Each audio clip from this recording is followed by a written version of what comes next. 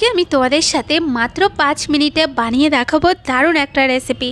তো আজকে আমার রেসিপি হলো ভেজ মেয়ো স্যান্ডউইচ, আর এটা খেতে এতটাই টেস্ট, এটা তোমরা সকাল বা সন্ধ্যের টিফিন অথবা বাচ্চা বা বড়দের টিফিনে কিন্তু ইউজ করতে পারো।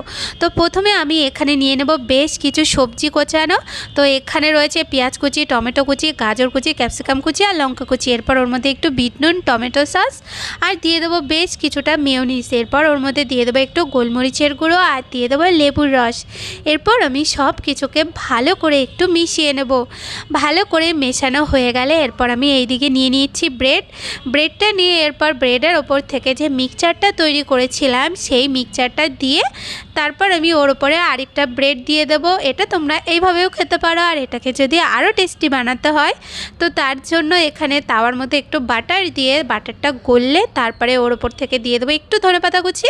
এরপর আমি ব্রেডটাকে দিয়ে দুটো সাইড এইভাবে ভালো করে একটু ছেঁকে নিতে হবে। তো এই যে দেখো আমাদের তৈরি হয়ে গেল টেস্টি ভেজ মেয়ো স্যান্ডউইচ। তো রেসিপিটা কেমন লাগলো আমাকে কিন্তু অবশ্যই বলো, ভালো লাগলে ট্রাই করো।